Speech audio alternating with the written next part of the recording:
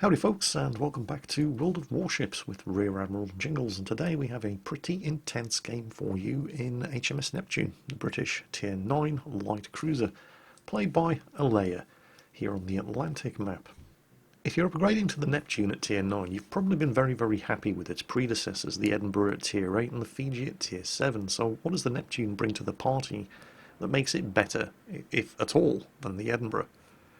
Well, it has the Mark 25 rather than the Mark 23 152mm rifled guns, and that basically means that you lose a little bit of shell velocity, but not much. It's only going to take you an extra quarter of a second for your shots to arrive at target at maximum range, which is 16.5 kilometers. But you gain a much better reload. It drops by a third, down to 5 seconds. The Neptune's also the first of the British cruisers to have a truly outstanding anti-aircraft defence. I mean, the Edinburgh at Tier 8 had a pretty solid anti-aircraft defensive suite, but without access to the defensive fire consumable, and none of the British cruisers get access to the defensive fire consumable, just having solid anti-aircraft firepower isn't really enough in the Edinburgh. The Neptune, however, was designed specifically for close-range fleet anti-aircraft defence, and therefore every gun on this ship is capable of shooting down aircraft, and this ship has a lot of guns.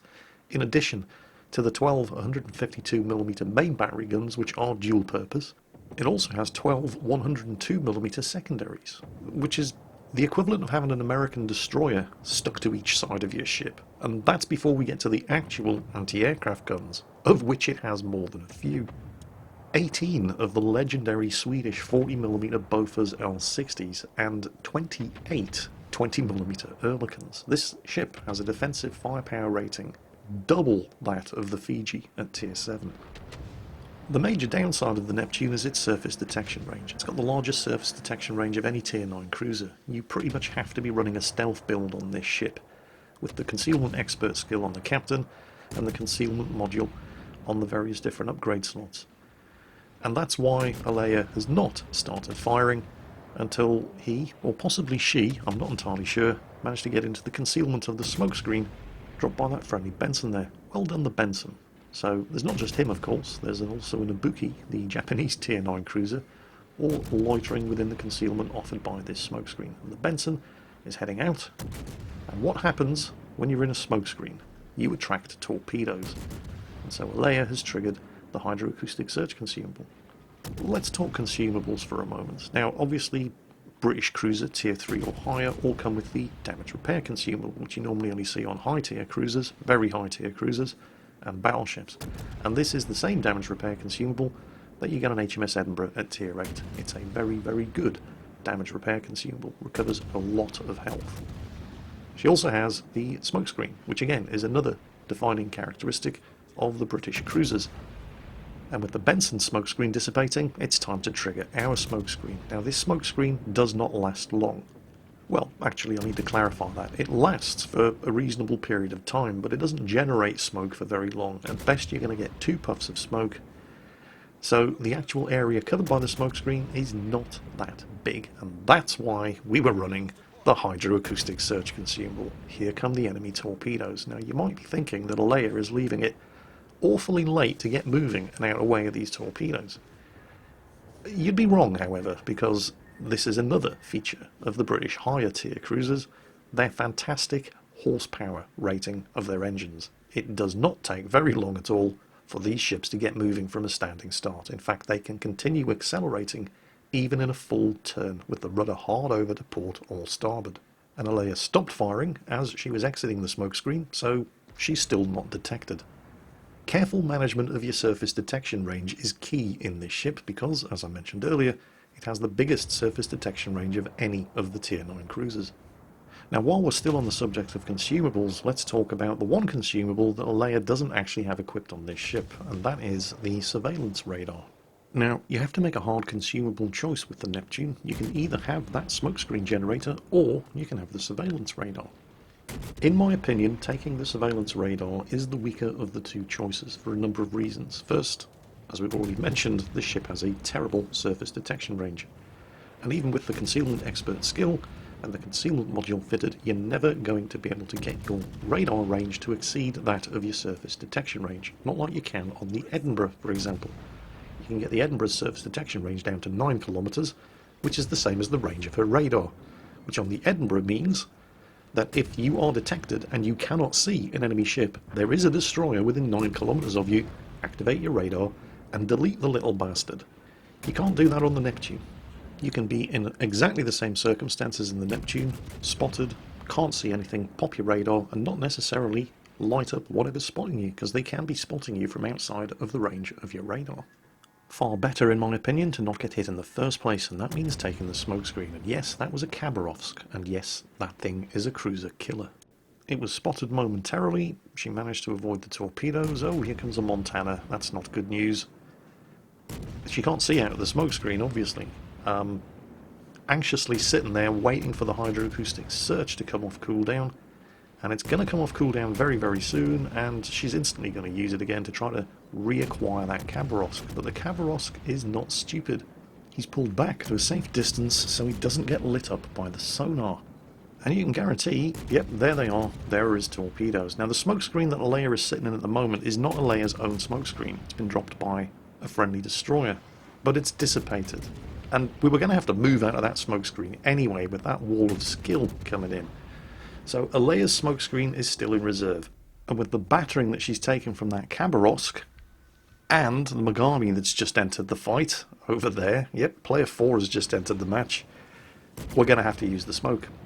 Because unfortunately for Alea, the other downside of the Neptune is that it's badly armoured even for a British light cruiser. The armour on this thing isn't even as good as the armour on the Edinburgh, and nobody would ever accuse the Edinburgh of being a well-armoured ship.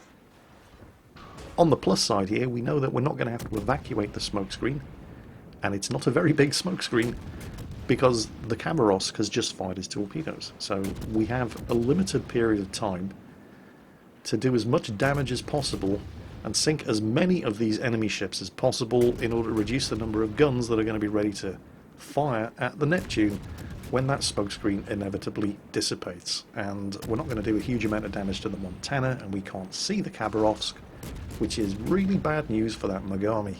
Fire still coming in from the Khabarovsk inside the concealment provided by his smokescreen, and yes, outside of sonar detection range.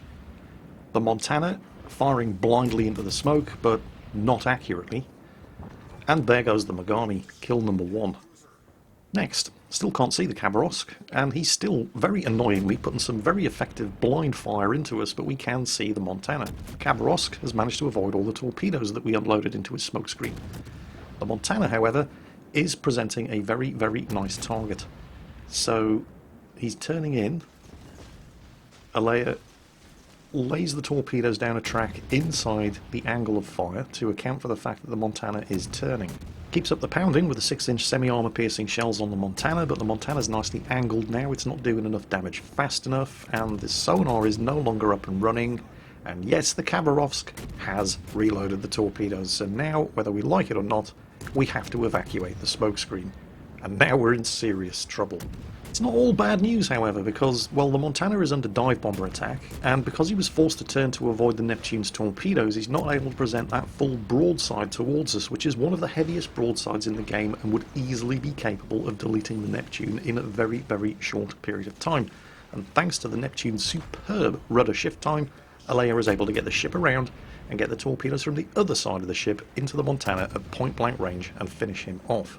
And that just leaves the Khabarovsk. Well, the Khabarovsk and the enemy carrier, who's attacking Alea with dive bombers and torpedo bombers. But despite the fact that the Neptune does not have the defensive fire cruiser anti-aircraft cooldown, it does still have one of the strongest anti-aircraft bubbles in the game, and she's shooting down aircraft like nobody's business. And this is pretty much going to end with one of these two ships sunk. There are more aircraft coming in, more dive bombers. The anti-aircraft guns are shooting more of them down. She's lost one of her torpedo launchers, and she's on fire in 2 separate places. Very, very nice strike there from the enemy carrier. Immediately, given the amount of health she has left, puts that fire out, and sinks the Khabarovsk. Her 3rd kill. She was under attack by 4 separate ships at the same time there. The Mogami, the enemy carrier, the Montana and the Khabarovsk, and 2 of those ships were tier 10. And while they're not all dead, because, well, she hasn't managed to sink the enemy carrier, God knows where he is, but she's managed to sink the 3 surface ships that were attacking her, survived, and has now mounted an impressive damage total of 178,000. Now, it wouldn't do to get deleted by either that Grosseur first or the Yamato while she's waiting for her repairs to come off cooldown, so she pops the smoke screen, and she's just put some shots in the direction of that Frederick the Great right as he took a torpedo hit, and the shots landed immediately afterwards, which means she's just scored her 4th kill, a tier 9 battleship. And that Yamato is still in shooting range and on very, very low health, so hell, why not? I mean, a 5-second reload on these 6-inch guns, you can put out a surprising amount of damage in a very short period of time. She's managed to get some repairs underway, she's back up to 10,000 health, and that's going to come in very, very handy because that enemy carrier has not forgotten about her. She's still sitting aside the smoke screen, and she's not using a hydroacoustic search. Which is understandable. There are only 2 enemy ships left. That Yamato's one, the carrier's the other. There's nothing within torpedo range except for the enemy torpedo bombers, and that's the first indication she has that the carrier hasn't entirely forgotten about her. And it's only the fact that she got some repairs underway which allows her to survive that torpedo strike as she kills the Yamato and scores her Kraken Unleashed. But hold on, there's a plot twist. She's still inside that smoke screen. She's moved forward to attempt to avoid that first airdropped torpedo launch, but hasn't yet cleared the smoke screen, which means she still can't actually see anything outside of the smoke screen. And that carrier has more than one surviving wing of torpedo bombers. But she has moved forward just enough that those torpedo bombers didn't have enough time to arm the warheads before they could delete her from the game and score another midships broadside hit. Same can't quite be said of the dive bombers, who do manage to land a couple of bombs, but not quite enough to finish her off, as her anti-aircraft guns keep up the bombardment and shoot more of them down before they can make it back, and this game is about to run out on points as Alea's team reach 1,000 and the enemy carrier escapes with his pride intact. A pretty impressive game for Alea in HMS Neptune, the British tier 9 light cruiser, with just over 200,000 damage done, well over 500,000 credits earned, and just over 3,000 base experience earned, putting her well ahead at the top of the team list. And some pretty intense brown trouser moments there as she went toe-to-toe, pretty much completely alone, against a carrier, a Montana, a Khabarovsk and a Megami, and came out ahead. Hope you enjoyed today's video, folks, and as always, take care, and I'll catch you next time.